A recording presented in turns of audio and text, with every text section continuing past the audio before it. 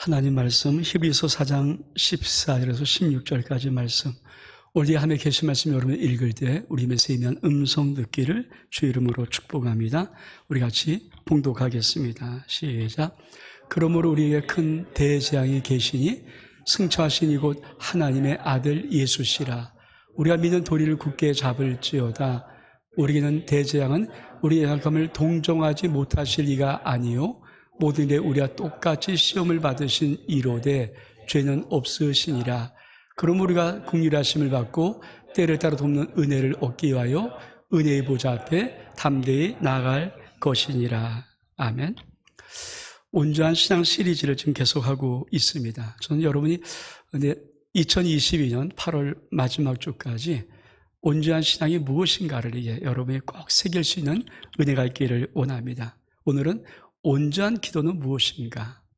저 온전한 기도가 있잖아요. 그 기도가 어떤 기도인가 하는 것을 하나님 말씀 통해서 함께 나누기를 원합니다. 여러분, 기도는 대전제가 있습니다. 기도는 아무렇게 하는 기도가 아니라 기도는 어떤 대전제가 있습니다. 그것은 뭐냐면 시편 84편 11절에 보면 여호와 하나님은 해요 방패시라. 여호와께서 의대와 영화를 주시며 정직히 행한 자에게 좋은 것을 아끼지 아니하실 것이다. 이게 바로 대전제입니다. 여러분, 우리가 기도한다는 것은 하나님이 해요. 내 모든 삶에 해요. 내 모든 삶의 방패예요. 나에게 은혜와 영화를 주시며 정말 내가 정직히 중요하게 행할 때 좋은 것을 아끼지 않은 하나님 아버지라는 이 대전제가 없으면 기도 생활을 할 수가 없습니다. 많은 사람이 기도 생활 안 하는 것은 이 전제가 없어요. 하나님이 내 인생에 해라는 전제도, 방패라는 전제도, 정말 내가 하나님으로부터 은혜와 영화를 받을 수 있는 놀라운 축복의 기회를 얻는 사람인 것도, 그리고 내 삶 속에 정말 하나님만이 가장 좋은 것 주신다는 이 전제가 없으면 그 사람은 어떤 삶을 살든지 기도 생활은 못합니다. 그래서 기도는 반드시 이것이 내 속에 있어야 됩니다. 이게 있으면 기도할 수 있고, 이거 없으면 죽었다 깨어도 억지로도 기도 못합니다. 기도 많이 안 하는 사람들은 이게 없어요. 여러분, 뿐만이 아니라 기도는 전제 조건이 있습니다. 조건입니다. 조건. 그것은 바로 우리 말씀 같이 한번 볼까요? 시편 66편 18절 말씀 시작. 내가 나의 마음에 죄악을 품었더라면 주께서 듣지 아니하시리라. 그렇죠? 아무리 하나님이 해고 방패고 모든 걸 좋은 걸 줄 수 있는 분일지라도 내 마음에 죄악을 품으면 하나님은 듣지를 않으십니다. 이게 조건이에요. 그러니까 죄악이 있는 사람이, 죄인들이 하나님부터 기도응답 받을 수 있는 것 없습니다. 하나님이 이 말씀에 당신이 걸려요. 내 마음에 죄악이 있는데, 내 죄악을 품고 있는데 기도응답이 있다고요? 절대 없습니다. 왜 그럴까요? 죄는 하나님과 우리 사이의 관계와 모든 것을 단절시킵니다. 우리 말씀 보겠습니다. 이사야 59장 2절의 말씀 시작. 오직 너희 죄악이 너희와 너희 하나님 사이를 갈라놓았고 너희 죄가 그의 얼굴을 가리어서 너에게 듣지 않으시게 함이니라. 죄를 범하고 죄를 품고 있고 죄를 내가 지면은 하나님과 우리 사이가 갈라집니다. 그래서 뭐라고 말합니까? 우리의 죄가 하나님의 얼굴을 가려서 우리를 못 보고 하나님의 귀를 꽉 막아서 우리의 말을 들을 수 없도록 만듭니다. 그게 조건이에요, 조건. 그러니까 신앙생활 한다, 내가 온전히 기도생활 한다는 이 조건을 정확히 알아서 내 삶 속에 어떠한 죄도 하나님 앞에 없을 때 기도가 상달되는 거지, 내 마음에 죄악이 있는데, 내가 세상에 있는데 기도가 응답되는 것은 결코 없습니다. 왜 그럴까요? 예레미야 5장 25절은 다시 한번 이것을 이렇게 설명합니다. 시작. 너희 허물이 이러한 일들을 물리쳤고 너희 죄가 너희로부터 좋은 것을 막았느니라. 우리의 허물과 우리의 죄는 하나님부터 온 모든 좋은 것들을 다 막아버리고 맙니다.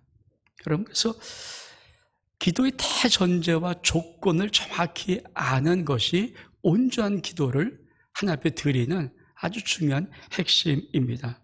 오늘 저는 봉독한 말씀을 통하여서 세 가지의 정확한 것들을 이게 이 기도가 온전한 기도라는 것을 여러분이 정말 드리기를 원합니다. 첫 번째, 1번은 제사장입니다. 여러분 이 단어를 정확히 기억하십시오. 우리 말씀 보겠습니다. 오늘 봉독한 말씀 14절입니다. 시작. 이러므로 우리에게 큰 대제사장이 계시니 승천하신 곳 하나님의 아들 예수시라. 우리가 믿는 도리를 굳게 잡을지어다. 여러분 오늘과 봉독한 말씀 이 우리 사장 14절 말씀은 우리에게 큰 대제사장 계시다고 말합니다. 근데 그분이 하나님의 아들 예수 그리스도십니다. 그래서 제사장의 역할이 무엇인가를 정확히 알아야 기도를 온전한 기도를 정확히 아는 것입니다. 제사장은 두 가지 역할을 합니다. 우리 아침에 읽어볼까요? 첫 번째 시작. 대신 죄 용서를 구하고 하나님과 화목케 합니다. 여러분 구약에 하나님이 제사장을 세웠던 것은 폼을 재기 위해 세운 것도 아니고요. 하나님께 나아가는 길에 이스라엘 백성과 하나님 사이에 이 제사장이 있는 거예요. 그래서 죄를 지면 제물을 잡지 않습니까? 그러면 그 제물 잡은 그 피를 이 제사장이 하나님 앞에 갖고 가서 하나님 저가 잘못했대요. 용서를 구합니다. 정말 뉘우치고 있어요. 한 번만 봐주세요. 이게 그게 잘못됐다고 하나님께 올려드리는 피예요. 그러면 하나님이 그 제사장이 드리는 그 피를 보고 용서하는 거예요. 그래서 하나님과 그 사람의 관계가 화목되는 겁니다. 근데 아론은 대제사장 아닙니까? 아론은 한 사람 개인 죄보다는 이스라엘 전체의 죄, 민족의 죄, 큰 부족의 죄, 이런 죄를 가지고 하나님 앞에 나가서 하나님 저들이 죄를 범했습니다. 근데 이제 다 뉘우치고 있습니다. 잘못했다고 알고 있습니다. 그리고 저들이 이렇게 하나님 앞에 제사를 드려서 자기의 죄를 속죄하려고 합니다.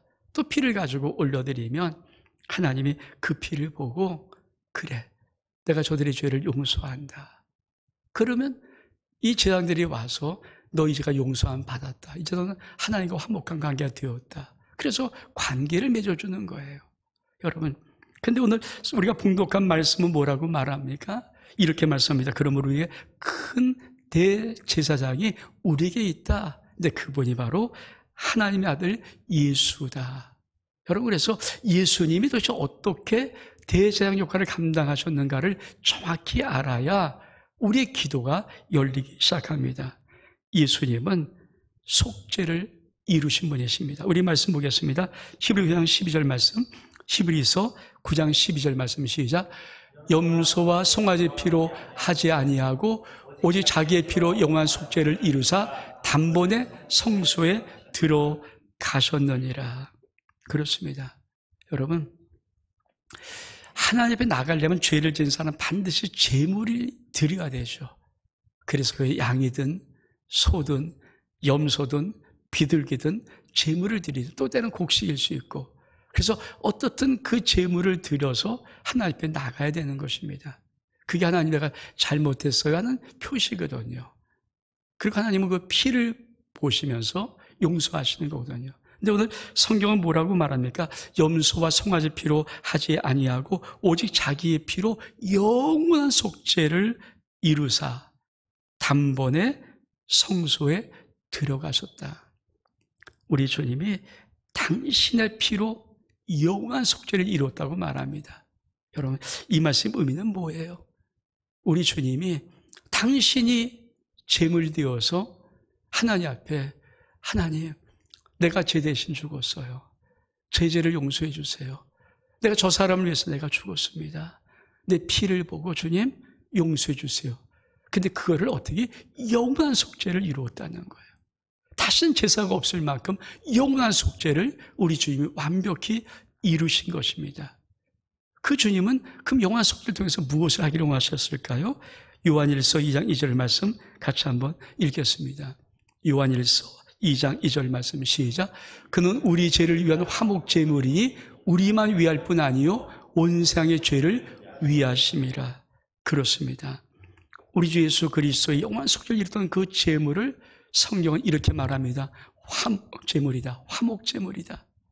하나님과 우리 사이를 화목케 하는 제물로 예수님은 돌아가신 거예요. 그것이 믿어지고 그 예수 그리스도의 십자가 피가 의지가 될 때 나의 기도는 열리는 것입니다. 그러면 어떤 일이 벌어질까요? 로마서 10절은 이렇게 말씀합니다. 시작.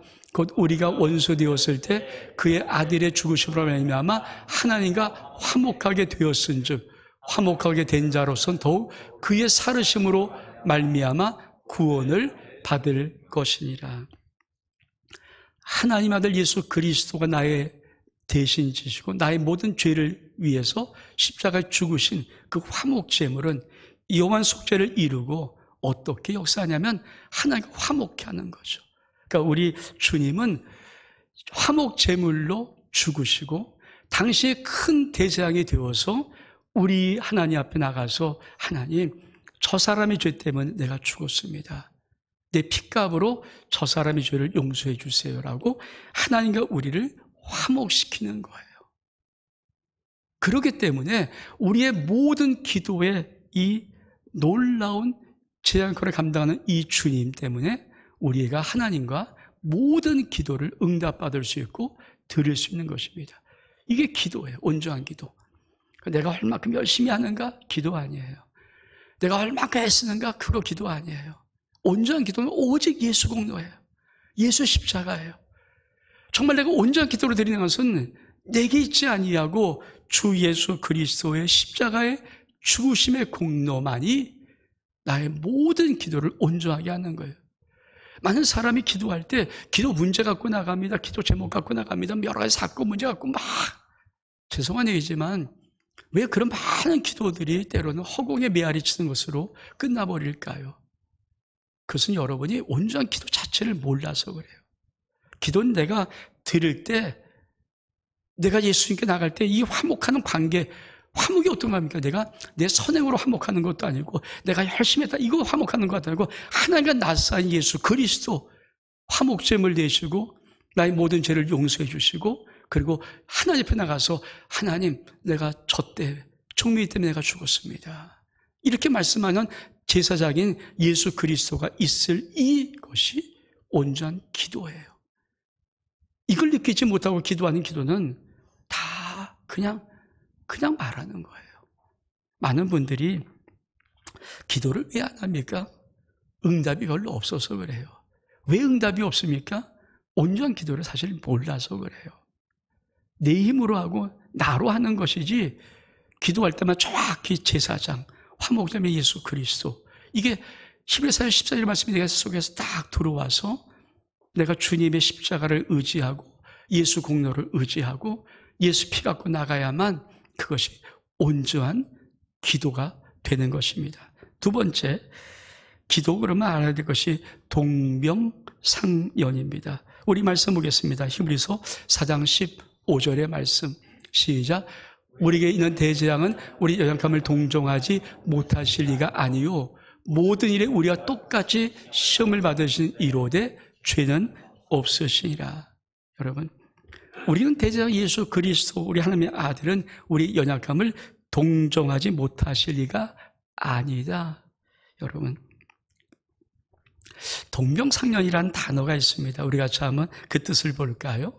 동병상련은 한 가지 동에 병병자에다가 서로 상자에다가 불쌍히 여길 연입니다. 동병상련의 뜻은 뭡니까?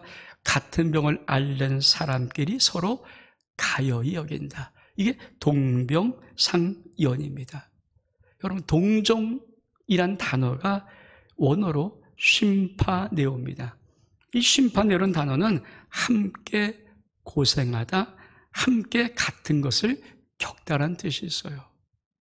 그리고 하나님의 아들 예수님이 이 땅에 오셔서 제일 먼저 하신 것이 뭡니까? 말구에 낳는 거예요.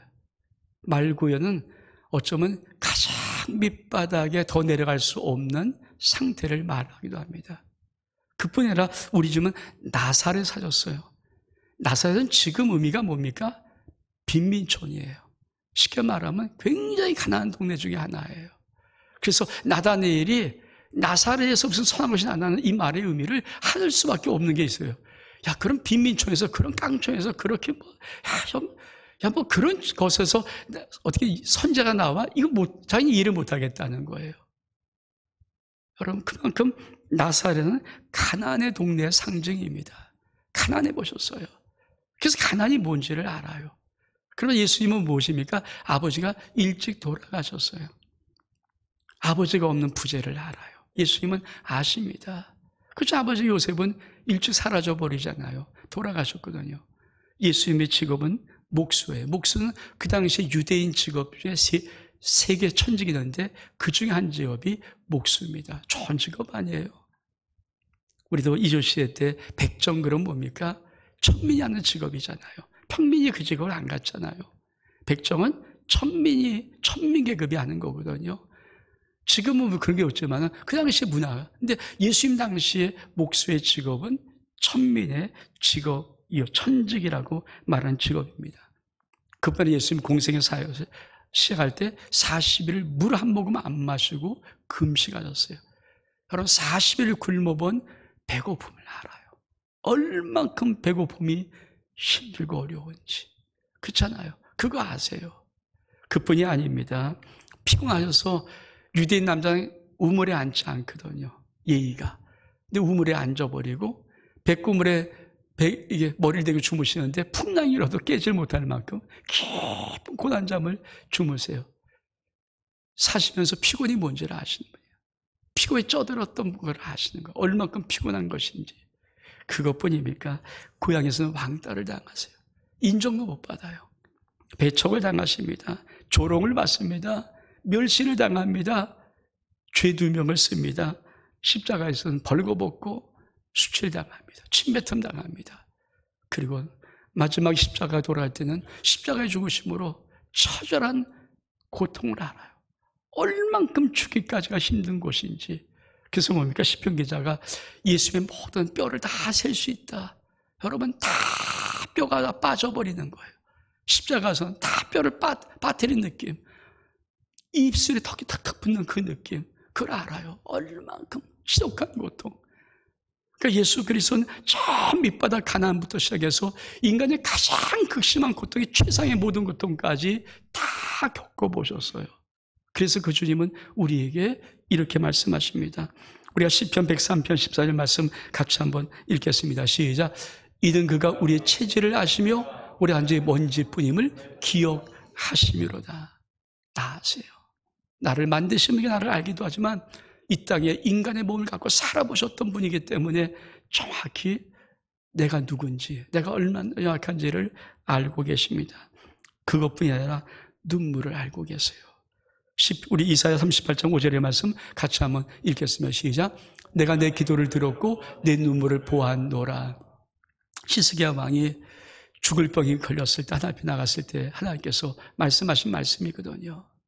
여러분, 우리 집 마지막 십자가의 죽음의 그것을 알아요. 그게 얼만큼 시독스럽게 무서운 고통 속에 있는 거. 그걸 맛보셨던 주님이기 때문에 주님은 뭡니까? 우리 인생의 힘든 병, 질병의 고통 알아요. 그 눈물 알아요. 여러분 혼자 십자가에서 졸음나면서 외로운 그거 주님 느껴보셨어요? 그거 알아요. 다 배반당해 보셨어요? 그거 알아요. 우리가 흘리는 눈물, 우리가 드리는 기도 다 아십니다. 그것뿐이 아니죠.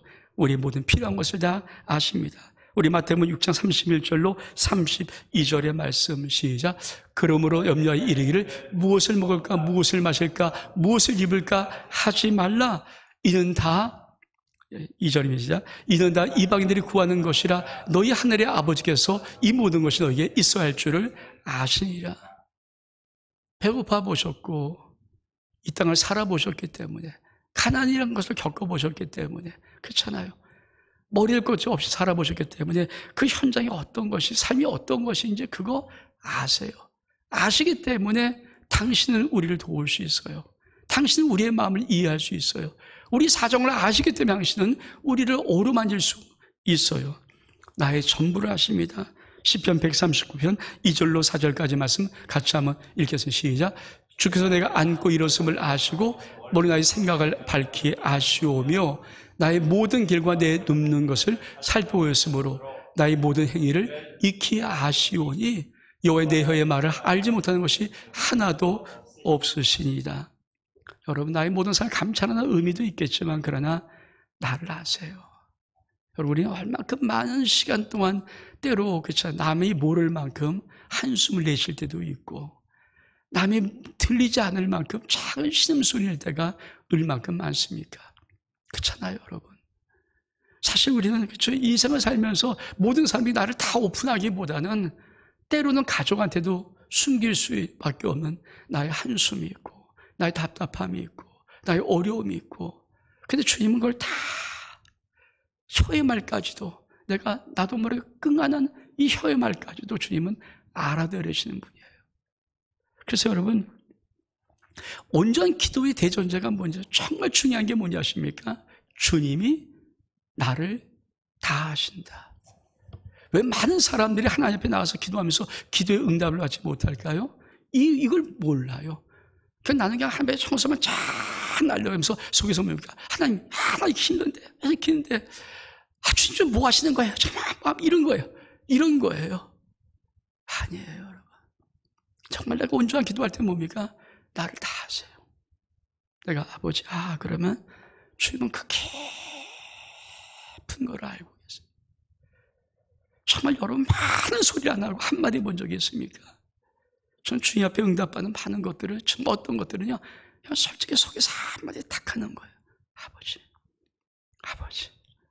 근데 그거를 들으세요. 많은 말을 듣는 것이 아니고, 막 솔직히 듣는 것이 아니고요. 어떠든 내가 정말 속에 있는 한마디를 이렇게 했다가, 아버지 정말 나 진짜 이거 하고 싶어요. 진짜 이러고 좀 죄송해요. 근데 그걸 들어주세요. 왜? 우리의 작은 신음에 응답하신 분이거든요. 왜? 아시기 때문에 우리 모든 것들을 주님은 응답할 수 있는 분이에요. 그래서 여러분, 온전한 기도에 반드시 내가 할 것이 뭡니까? 주님은 나 다 아신다. 기도가 무엇입니까? 주님이 나 다 아신다. 이게 기도의 기도. 기도는 이거를 내가 마음속에 딱 가지고 있을 때 그 기도를 하는 기도가 온전한 기도예요. 그럼 뭡니까? 다 아시는 주님 앞에 그냥 작은 소리 하나만 올리면 되는 거지. 그렇잖아요. 우리가 청구서 1, 2, 3, 4, 5, 6, 7, 8, 9, 10 쫙 이거 올린다고 응답받는 게 아니고, 아버지 앞에 솔직히 주님 다 아시잖아요. 내가 지금 어떤 형편인지 아시잖아요. 도와주세요. 한 번만 주님 손잡아주세요. 한 번만 열어주세요. 주님밖에 없어요. 아무것도 아닌 작은 소리 하나에 주님은 응답하시는 거예요. 그게 주님이시란 말이에요. 그래서 온전한 기도는 뭡니까? 동병상련을 알아야 돼요. 주님은 나를 다 아시는 분이시다. 세 번째로, 기도는 뭡니까? 은혜의 보좌예요. 우리가 오늘 봉독한 말씀, 마지막 말씀 16절 말씀 같이 한번 읽겠습니다. 시작. 그러므로 우리는 긍휼하심을 받고 때를 따라 돕는 은혜를 얻기 위하여 은혜의 보좌 앞에 담대히 나갈 것이나. 온전한 기도는 이 세 가지예요. 긍휼하심을 받고 때를 따라 돕는 은혜를 얻기 위해서 은혜의 보좌 앞에 나가는 것. 그러니까 기도는 뭡니까? 내가 하나님 앞에 나갈 때 긍휼하심을 받는 게 기도예요. 기도는 어떤 것이 아니라 내가 하나님 앞에 나갈 때 긍휼하심을 받는 게 기도예요. 하나님이 나를 불쌍히 여기는 것을 아는 게 기도예요. 우리 말씀 보겠습니다. 시편 103편 13절 말씀 시작. 아비가 자식을 긍휼히 여긴같이 여호와께서는 자기를 경외한 자를 긍휼히 여기시나니. 아버지의 자식을 긍휼히 여기는 거 그거 아십니까? 제가 며칠 전에 엊그제 우리 교회 집사님 부부가 이사를 했다. 이사신방 요청해서 이사신방을 갔다 왔어요. 아주 예쁘더라고요. 집이요. 복층인데 참 예뻐요. 그리고 방들 구경하는데 어떻게 이렇게 애들 방을 예쁘게 꾸며놨지. 공주방, 딸은 공주방, 아들은 왕자방 정말 잘 꾸며놨어요. 너무 예쁘더라고요. 집이 참 예뻐서. 그리고 이제 딱 이제 안방을 탁 여는 순간에 이 친구들이 엄마 아빠는 진짜 맞구나. 안방은요, 그 좋은 집에 안방은요, 딱 한 사람이 그냥 누우면 될 만한 조그만 공간에 장이 있고, 바로 딱 그만한 공간이에요. 아무것도 없고 침대도 없고 딱 누우면 그만. 제가 신방 예배 드리면서 그 말을 했어요. 야, 니들은 진짜 엄마 아빠가 맞다. 진짜 엄마가 진짜 아빠구나. 그렇잖아요. 아이들한테 주는 방은 최대한 최고 꾸며서, 그리고 자기들이 쓰는 방은 그냥 이렇게 누우면 그냥 딱 끝나는 그런 조그만 방 하나, 장이 있고 끝이에요. 그냥. 여러분, 그게 부모 마음 아닙니까? 아마 여러분도 부모이신 분들은 전부 다 자식을 볼 때 어떻습니까? 저도 지금도 내 아들과 딸을 위해서 기도할 때는 내 마음이 찡하거든요. 그렇죠? 기도할 때마다 할 때마다 내 자식을 위하면 다, 내 자식들을 위하면 다 속에서 끝까지 기도해 줄 것이고, 끝까지 축복해 주시고, 끝까지 그들을 하나님 올려드리고 싶은 것이 제 마음이에요. 여러분, 기도가 뭔지 아십니까? 긍휼하심을 받는 거예요. 하나님이 나를 볼 때 다 해주고 싶고, 다 주고 싶고, 다 사랑하고 싶고, 이게 기도예요. 기도는 여러분, 한 사람이 내 청구서 1번부터 100번 쫙 올리고 하나님 체크체크해서 얻는 것, 이거 기도 아니에요. 무슨 기도가 그런 기도가 있습니까? 오늘 공독한 말씀이니까 그러므로 우리는 긍휼하심을 받고, 긍휼하심을 받고. 우리 말씀 같이 우리 한번 글을 읽어볼까요? 읽겠습니다. 시작. 내 문제의 중대성이 기도응답의 조건이 아니라 하나님의 긍휼하심이 기도응답의 조건이에요. 절 이해하십니까? 동의하십니까? 기도는요, 내 문제가 얼마나 중요한지 이거 기도응답 조건이 아니에요. 기도는 하나님의 긍휼하심이에요. 긍휼하심. 이걸 정말 내가 알아야 이 기도가 되는 거거든요. 내가 하나님 앞에 나갈 때 하나님이 나를 볼 때 불쌍하게 도와주고 싶어서 어쩔 줄 몰라 하세요. 할 수만 있으면 다 위해주고 싶어요. 이게 하나님의 가득한 그 마음을 내가 받는 게 그게 기도란 말이에요.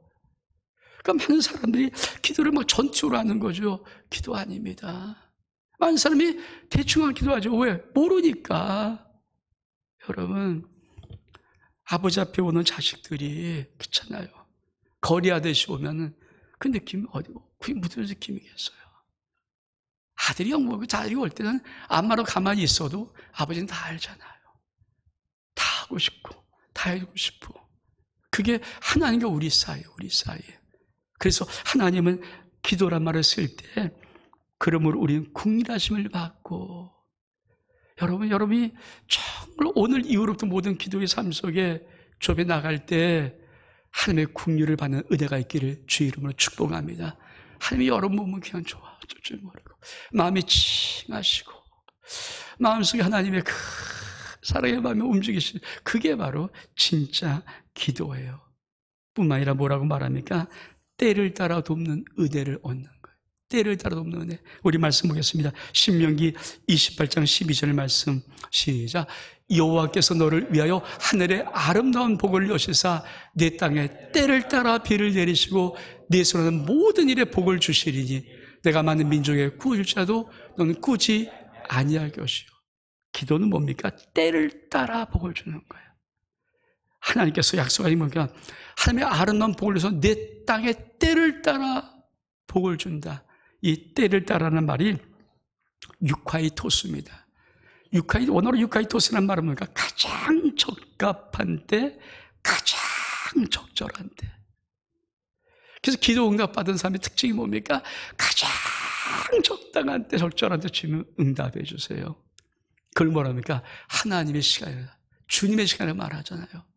진짜 온전한 기도는 뭡니까? 내 때 응답받는 거 온전한 거 아니에요. 하나님의 때 내가 가장 적절하게 받는 거예요. 때를 따라 도우십니다. 때를 따라.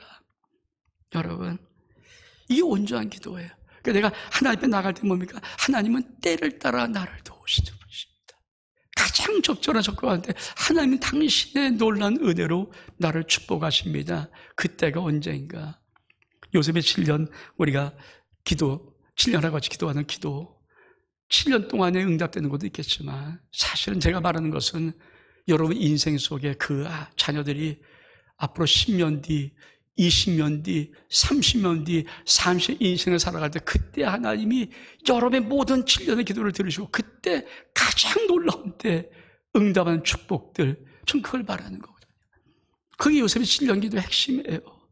7년은 기간 동안의 응답이에요. 그것도 중요하겠지만 언젠가 여러분이 품에서 여러분이 아니라 다 떠났을 때, 그리고 자들이 인생을 영박정심을 살아갈 때 하나님의 결정적인 순간에 여러분 자녀들 속에 하나님의 응답의 축복들, 여러분 기도는 뭡니까? 때를 따라 보면 이것이 정확하게 느껴져야 돼요. 정확합니다. 하리도 틀리지 않습니다. 하나님의 손을 딱 대신 손은 전지전능하신 손이기 때문에 정확한 때, 정확한 시간에 정확한 것을 응답하십니다. 그게 뭔가 내 땅에 때를 따라 비를 내리신다는 거예요. 여러분, 이것이 기도의 기도. 내가 기도할 때 이걸 믿는 거예요. 왜 많은 사람이 기도의 응답에 막 이렇고 쫙 이게, 그거는 내 때가 주님 때를 막 끌어다니는 거예요. 왜 안 줘요? 왜 안 해줘요? 아니에요. 살고 죽는 문제, 모든 문제, 인생의 모든 것은 하나님의 시간 속에, 하나님의 때 속에 내 인생을 두는 거예요. 그리고 그걸 내가 신뢰하는 것. 이 온전한 기도예요. 신뢰하는 것. 그러면 어떻게 하는 것인가? 그 때를 따라 도는 은혜를 얻기 위해서 은혜의 보좌 앞에 세 번째로 담대히 나가는 것입니다. 우리 말씀 보겠습니다. 출애굽기 33장 19절 말씀 같이 한번 읽겠습니다. 시작. 여호와의 이름을 내 앞에 선포하리라. 난 은혜 베풀 자에게 은혜를 베풀고 긍휼히 여길 자에게 긍휼을 베푸리라. 저 말씀의 의미는 어떤 말씀인지 아십니까? 하나님이 모세에게 당신을 한번 지나가게 보이시는 거예요. 당신을 모세 앞에 당신을 지나가게 보실 때 그때 하나님의 이름을 선포하는, 이건 하나님의 정체성 아닙니까? 하나님이 누구신가를 모세 앞에다가 소개하는 거예요. 당신을. 그때 이 말을 쓰는 거예요. 이 말. 내가 내 여호와의 이름을 너의 앞에 선포할 것이다. 근데 그 여호와는 누구신가? 은혜 베풀 자에게 은혜 베푸시는 분, 긍휼히 여길 자에게 긍휼을 베푸시는 분. 이게 뭐 은혜의 보좌, 은혜의 보좌. 여러분, 기도라는 것은 내가 하나님 앞에 나갈 때 뭡니까? 하나님 반드시 내게 은혜 베풀 나에게, 하나님 은혜를 베풀 나에게 은혜를 베풀어 주시는, 그리고 긍휼히 여길 수밖에 없는 나에게 하나님 긍휼을 베풀어 주시는 분, 이게 은혜의 보좌 앞에 나가는 거예요. 그러니까 이것이 영적으로 내가 딱 돼 있어야 돼요. 근데 뭡니까? 하나님 나를 좋아하지 마라, 내 기도 들어오지 마. 여러분, 이런 갈등 속에 무슨 기도가 응답됩니까? 기도 나갈 때 주님은 어떤 분이라고? 하나님이 누구시라고요? 내가 나가는 하나님은 어떤 분이라고요? 내가 내 이름을 너에게 선포할 텐데 그 이름이 뭡니까? 은혜 베풀 자에게 은혜 베푸시고 긍휼을 받을 자에게 반드시 긍휼을 베푸시는 분은 하나님이에요. 그분. 내가 나갈 때 하나님은 내게 은혜 베푸시고 나에게 긍휼을 베푸시는 분. 그래서 이 은혜의 보좌 앞에 나가는 거예요. 우리 같이 한번 두 줄을 한번 읽겠습니다. 기도는, 시작. 기도는 하나님의 보좌가 은혜의 보좌임을 알고 정말 그 은혜의 보좌 앞에 나가는 것입니다. 여러분, 이게 진짜, 이게 뭔 줄 알면요, 기도를 형식적으로 안 해요. 습관적으로 안 해요. 의식으로 안 해요. 가식으로 안 해요. 기도는 정말 하나님이 오늘 나에게 은혜 베푸시고 나를 긍휼히 베풀어 주세요. 그 하나님이 나를 다 아세요. 내 모든 걸 다 아세요. 그분 앞에 나가서 아버지 한마디 하는 게 기도예요. 그게 기도고 그게 온전한 기도예요. 거기에 하나님의 응답이 있고 축복이, 역사가 있습니다. 그래서 히브리서에는 뭐라고 말합니까? 이 은혜의 보좌 앞에 담대히 나가라. 왜? 예수께서 십자가에 못 박혀 죽으심으로 이 길을 열어놓으셨거든요. 우리 말씀 보겠습니다. 히브리서 10장 19절 20절 말씀 시작. 그러므로 형제들아, 우리 예수 피를 힘입어 성소에 들어가 담력을 얻었나니 그 길은 우리를 위하여 휘장 가운데 열어놓으신 새로운 살 길이요 휘장은 곧 육신이라. 여러분, 우리 아버지 예수 그리스도가 당시 십자가에 죽으심으로 의대의 보좌 앞에 나오는 그 놀란 새로운 길을 활짝 열어놓으셨어요. 기도는 뭡니까? 내가 제사장, 동병상련, 그리고 의대의 보좌, 요 세 가지를 정확히 알고 내가 하나님의 의대를 받으려고, 내가 하나님의 긍휼을 입으려고 그 주님께 나가는 그것을 기도라고 하는 거예요. 여러분, 이 기도를 통해서 여러분의 삶 속에 하나님의 의대하며 긍휼이 넘칠 수 있는 은혜가 역사하기를 주의 이름으로 축복합니다. 우리 일어서겠습니다. 주께 가오니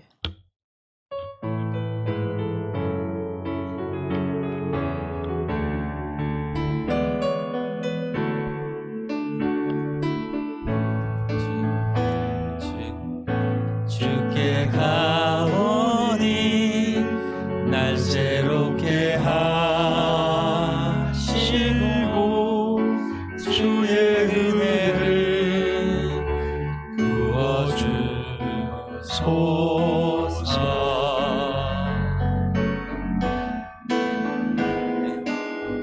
내 안에 발견한 나의 연약한 모든 벗어지리라. 주의 사랑으로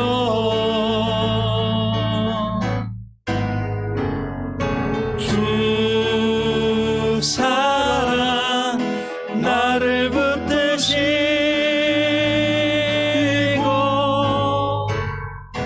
주 곁에 나를 이끄소서.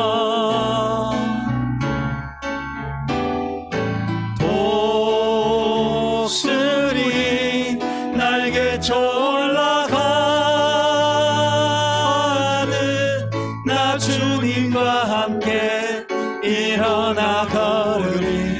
주의 사랑 안에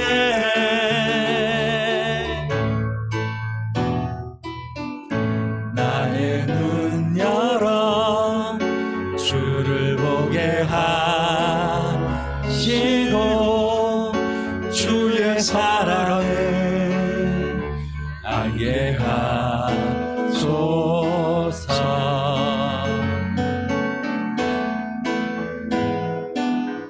내일 나의 삶에 주 뜻 이루어지도록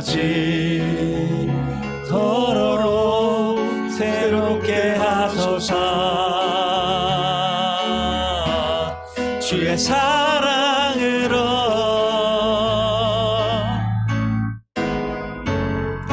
주 사랑 나를 붙드시고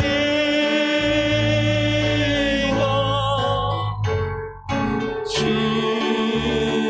곁에 나를 이끄소서.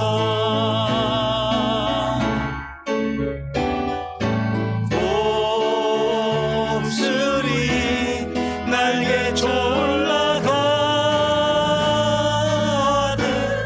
나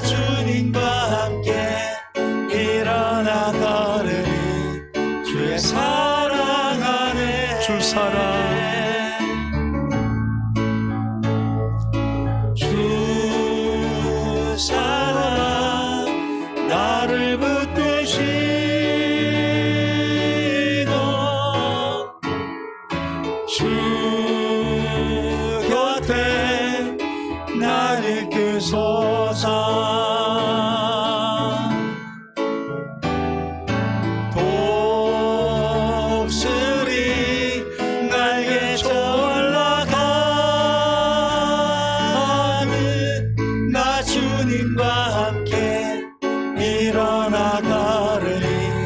주의 사랑 안에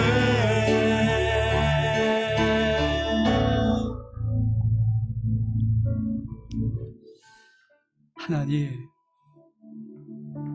나를 다 아시는 주님, 나의 모든 걸 다 아시는 주님, 작은 신음소리 하나도 다 알고 계신 주님, 답답한 예배는 말 한마디도 결코 모르지 않고 다 아시는 주님, 하나님, 내가 이 하나님 아버지 앞에, 이 은혜의 보좌 앞에 긍휼하심을 받고 때를 따라 굽는 은혜를 얻기 위하여 주께 달려가기를 원합니다. 주님, 우리 기도를 회복시켜 주시고 기도할 때 하나님의 세미한 응답들이 임할 수 있도록 역사에 주옵소서. 축복하며 예수 그리스도의 이름으로 기도하옵나이다.